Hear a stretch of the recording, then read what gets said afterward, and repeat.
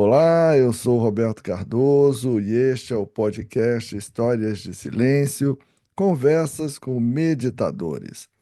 Hoje temos aqui o Gerson de Oliveira. Um prazer ter você aqui. Muito obrigado por estar aqui de verdade, Gerson, de verdade. É sempre gostoso conversar com meditadores. Vai ser muito legal conversar com você. Eu quero que você primeiro se apresente, por favor, para o pessoal te conhecer também. Ok, professor, eu que agradeço. Estou muito feliz aqui de estar com o senhor, né? Faz um tempinho que a gente não se via. Eu sou professor de yoga já há quase 40 anos. Eu fiz um trabalho, eu faço, na verdade, um trabalho com pessoas com esclerose múltipla e yoga. Isso já vem há mais de 25 anos também. É um projeto que a gente começou lá no mestrado, aí foi no doutorado e continua ainda hoje. Atualmente também acrescentei, né, eu estou fazendo um trabalho junto a pessoas com TEA, né, transtorno espectro autista, e os seus pais, acompanhantes, enfim, numa entidade chamada Acesa Capoava, que fica em Valinhos, que é uma entidade, uma ONG, na verdade, que ela cuida dessas questões. Então, eu estou trabalhando também, expandindo um pouco, né, os horizontes para essas pessoas, com TEA, com Down, e a gente está aplicando o yoga, né? Vamos ver o que vai acontecer, professor. Que bacana, que legal. Jess, depois me manda direitinho os links das ONGs para eu Ah, divulgar, obrigado. colocar vou botar na legenda do vídeo, pessoal, você que está assistindo agora, tá bom? Vai estar lá na Obrigado. legenda do vídeo. Bom, mas vamos falar um pouco de meditação. Meditação é um tema, sim, desse podcast, a conversa com meditadores. Então, você pode contar um pouquinho, resumidamente, a tua história com meditação? Tá, professor. Ela praticamente nasce com yoga, né? Então, vai junto com yoga. Quando eu fiz, né, agora praticante de yoga, a gente já praticava meditação, mas era uma coisa assim, senta lá e medita. Sem Aham, muitas explicações, sem o que eu faço agora, ou fica em aham, silêncio, né? Como vou ficar em aham. silêncio? Então começa quando eu comecei a praticar yoga, depois quando eu fiz o primeiro curso de formação em yoga, também era assim, a gente tinha essa questão da meditação meio que velada, né? A gente fazia asanas, pranayamas, tinha lá a parte de agora medita, né? Como que eu vou meditar? E quando eu Aham. conheci o professor Marcos Rojo, né, que eu fiz o curso de aperfeiçoamento com ele lá em São Paulo, eu tive a oportunidade de começar, né? Falei, deixa eu conhecer o que é esse negócio de meditação, porque está muito confuso ainda, né? Não consigo saber exatamente o que é meditação. E comecei a buscar locais que tinham práticas de meditação e comecei a participar. Então, por exemplo, eu conheci a Monja Coen naquela época, ela dava Aham. prática lá na Palas Atene e também em algumas casas lá na Liberdade, então eu comecei a praticar com ela, conheci a meditação, por exemplo, cristã lá no Mosteiro de São Bento, então eu comecei Hum. a ter um contato, né, com diversas formas, né, diversas é, maneiras de se meditar, mas mesmo assim eu tinha muita dúvida, né, professor? Com relação ao que é meditar, e principalmente quando eu dava aula, né, assim, eu tinha dificuldade, tudo bem, os asanas, assim, pranayama, era uma coisa que, assim, a Aham. gente tinha um conhecimento, mas a meditação eu caía muito, assim, numa questão que era confuso, era, às vezes, um relaxamento guiado, que eu chamava de meditação, Sim. e eu fui ter uma clareza, né, assim, e fiquei assim maravilhado quando eu conheci o senhor lá no curso da Unifesp, né? E que Você fez a instrução, né? Porque a meditação, então, é uma coisa meio intuitiva, né? Vai pela intuição para tentar adivinhar como é que é, né? é, Mas aí você senta lá fez, e senta lá e faz desculpa. alguma coisa aí, né? Uhum. Aí Foi, quando o senhor mostrou, né, foi 2019, né? foi 2019 na Unifesp, acho que foi a última turma que teve antes da pandemia, né? Depois já entrou a pandemia em Sim. 2020, já cessou. Mas quando o senhor mostrou, né, para a gente, né, a definição do que é a meditação, né, e a questão operacional e baseada na técnica e não nos estados, né? Porque se a gente olhar os textos do yoga, a gente, por exemplo, Patanjali, né? Patanjali não fala como a gente faz a prática da meditação. Ele vai falar de algumas coisas, dos efeitos, de você atingir alguns estados, mas você não fala da técnica. Quando você fala da técnica, né, quando propõe, né, o loop operacional, eu falei, nossa, é isso que Hum, estava faltando.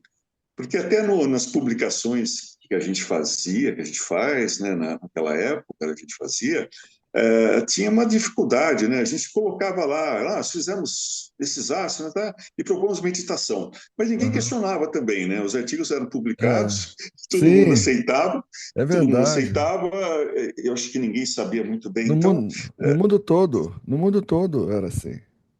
é, e aí, quando eu fiquei, né, quando eu tive esse contato, né, com o operacional, com a definição, falei, puxa vida, né, eu queria fazer algo desse tipo para o yoga, assim, de conseguir determinar de uma forma tão clara e captar realmente a essência, né, do que é a meditação.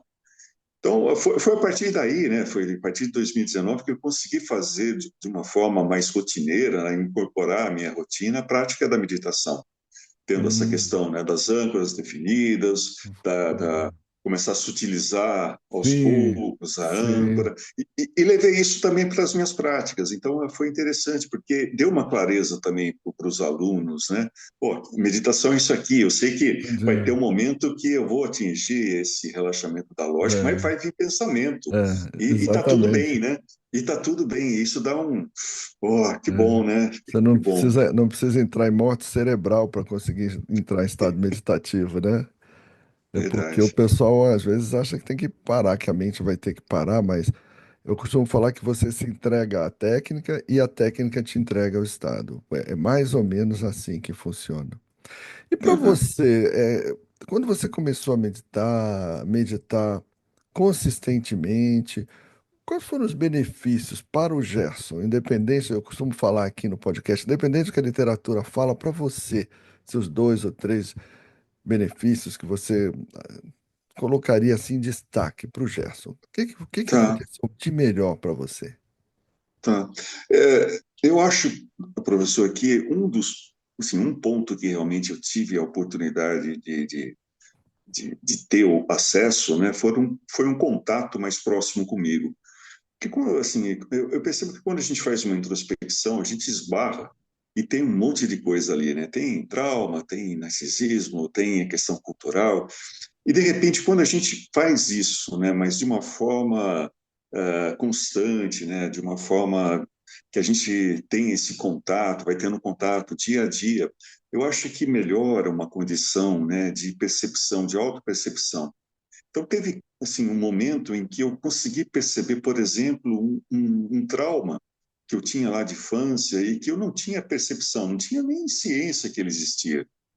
É, e foi um ponto realmente assim que me ajudou, né, a trabalhar esse aspecto, porque até então Hum, era algo que eu não sabia a existência. Eu acho que o trauma pior é aquele que a gente não sabe que ele existe e que a gente tem umas reações estranhas, né, sem ter um motivo aparente, né? Então possibilitou esse contato que é extremamente importante, mas assim a gente assim, demorou um certo tempo, demorou acho que um ano para conseguir ter um avanço, vamos chamar de avanço, né? Mas enfim, não sei se é aham, muito bem um avanço, né?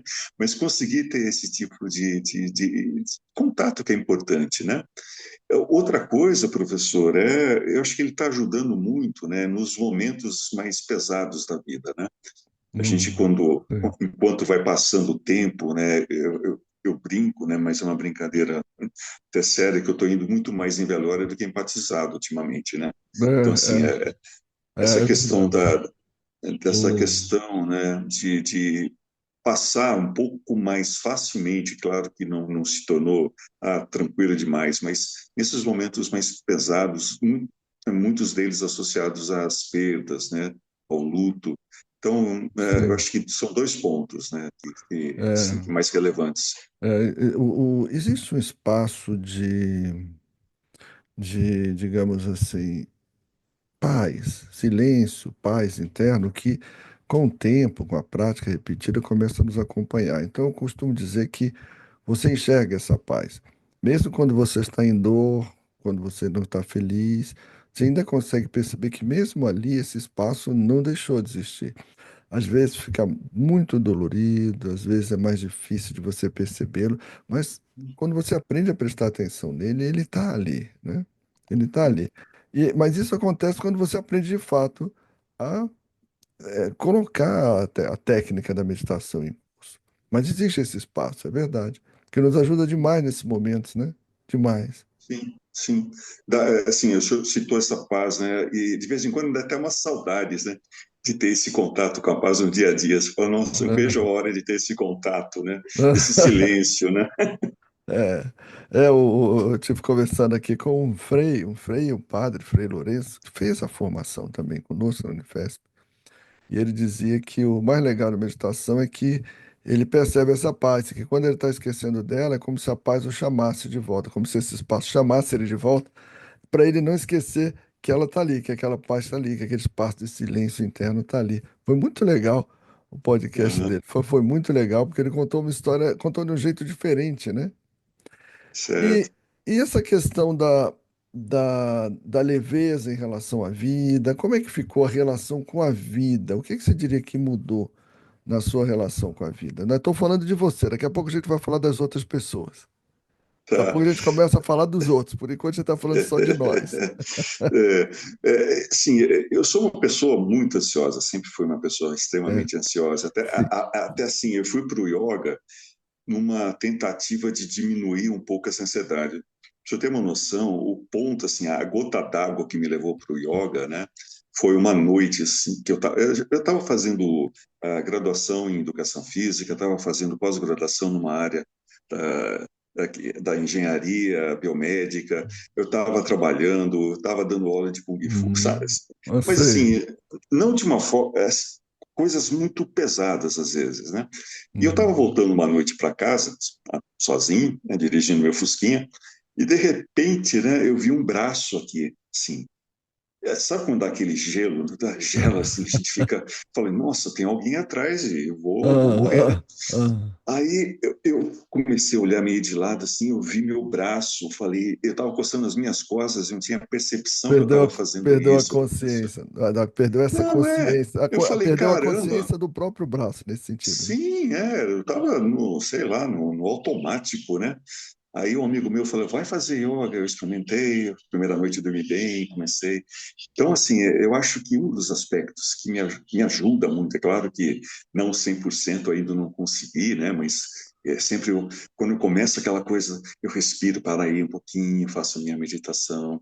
Isso, Hum, eu acho que foi um grande ganho, né? De ter um pouco mais de controle. Como eu disse para o senhor, não é 100%, não é todo dia que eu tenho sim. o sucesso, mas melhorou muito, né? E nossa, melhorou demais. Eu já É, consigo dormir, não, eu sempre fui um pequeno dormidor, eu sempre dormi muito poucas horas, né? aham, Mas eu durmo com profundidade, essas poucas horas, mas eu durmo realmente assim de cair a casa e eu tô lá sim. dormindo. É o Então, sono reparador, né? Você é, sabe que eu costumo dizer para as pessoas, às vezes, sua mente é ansiosa, né? Mas você não precisa ser. Sua mente é acelerada, mas você não precisa ser. Sabe que as pessoas que pensam muito, você é um professor doutor, você tem uma formação, uma pós stricto sensu aí, mestrado, doutorado. Dessas pessoas que pensam muito, elas têm maior tendência à ansiedade mesmo, né?